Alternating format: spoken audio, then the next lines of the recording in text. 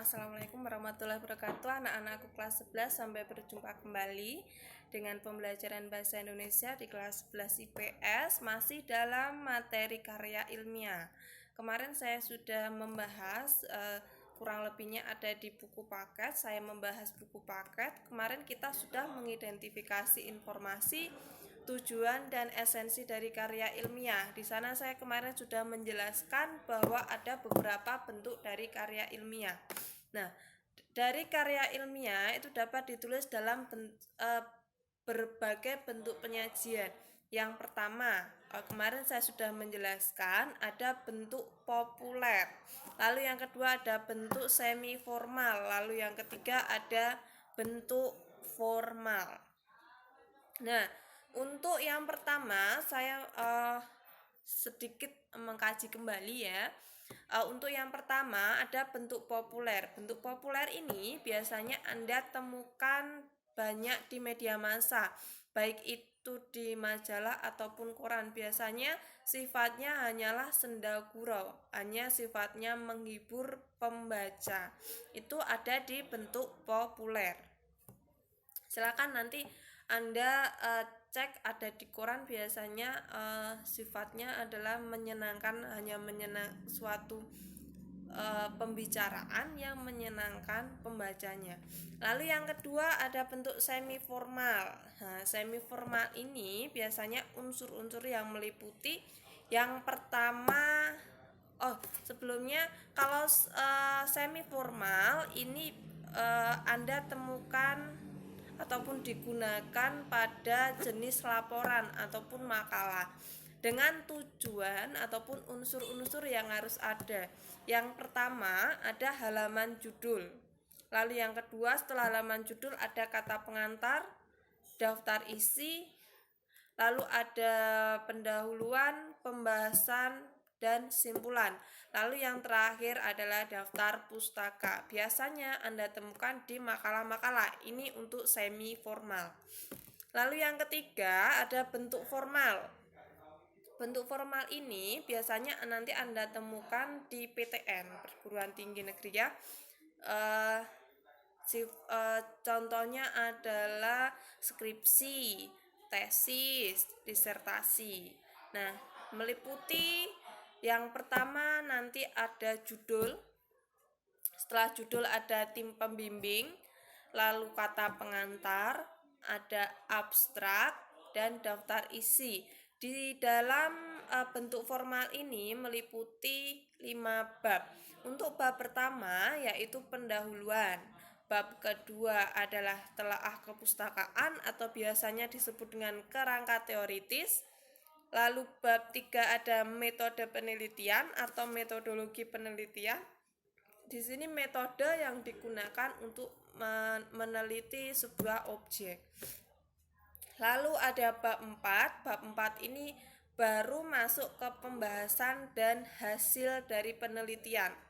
Lalu bab terakhir yaitu penutup. Penutup nanti isinya adalah simpulan dan saran ataupun biasa disebut dengan rekomendasi. Lalu setelah itu yang wajib ada adalah tentunya daftar pustaka, daftar referensi yang digunakan Anda untuk meneliti. Lalu lampiran-lampiran apabila diperlukan, nah itu bisa dilampirkan. Lalu yang terakhir ada riwayat hidup. Nah, riwayat hidup ini sifatnya adalah opsional, bisa ada, bisa tidak. Nah, itu tadi adalah karya ilmiah sesuai dengan bentuk penyajian. Ada populer, ada semi formal, ada formal. Begitu ya. Itu yang sudah saya terangkan kemarin. Lalu nanti kita akan membahas terlebih dahulu sebelum masuk kepada judul yang wajib Anda buat. Anda harus tahu bahwa dari sifat-sifat karya ilmiah. Dari karya ilmiah itu biasanya menyajikan masalah-masalah yang objektif dan faktual. Berarti karya ilmiah ini sifatnya bukan rekaan tetapi fakta, benar-benar terjadi.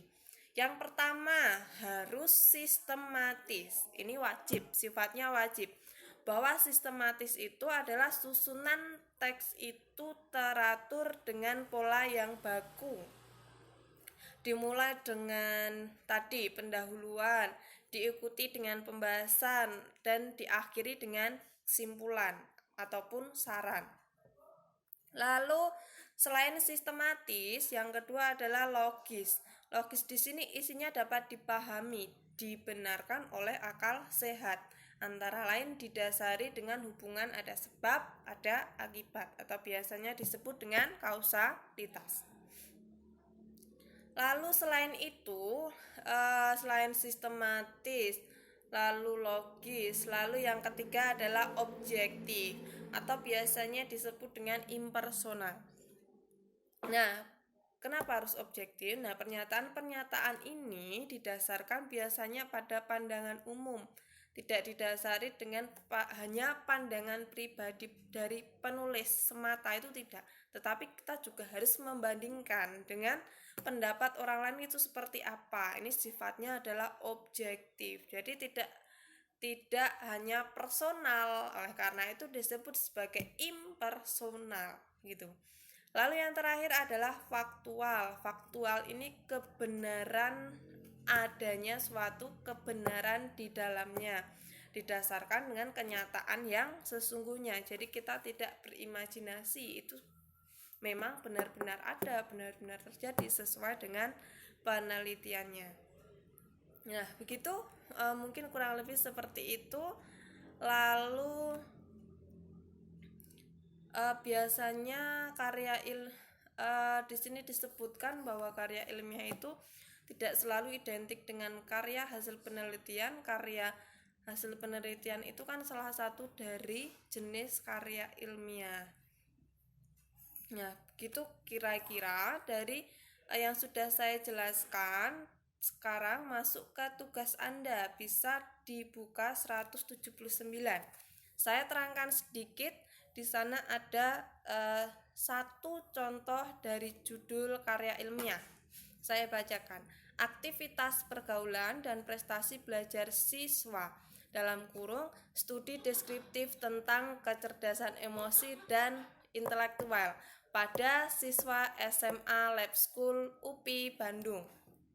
Nah, berarti dari judul tersebut masalah yang diteliti yang pertama itu, masalah yang diteliti berarti aktivitas pergaulan dan prestasi belajar siswa.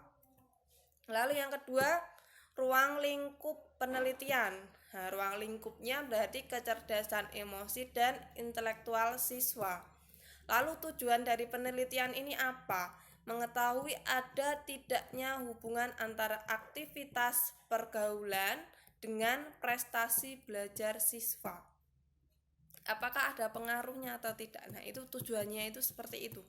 Lalu subjek yang diteliti berarti adalah siswa. Di sini contohnya siswa SMA Lab School UPI Bandung. Anda bisa meneliti misalkan di siswa SMA N1 Kota Mukit kelas 10, kelas 11, kelas 12 dan lain sebagainya.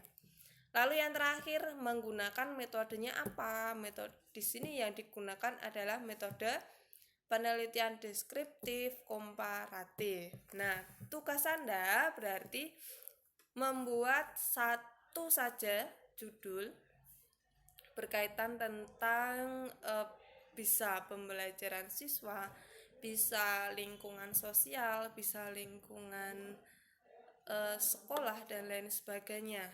Yang terpenting harus wajib ada masalah yang diteliti itu apa, ruang lingkupnya apa, tujuannya itu apa, subjeknya siapa, metodenya apa. Nah, itu silahkan dibuat, ditulis. Jadi nanti paling atas itu judul, lalu yang A nanti ada masalah, B ruang lingkup, C tujuannya apa, D subjeknya siapa, D metode penelitiannya apa. Begitu ya.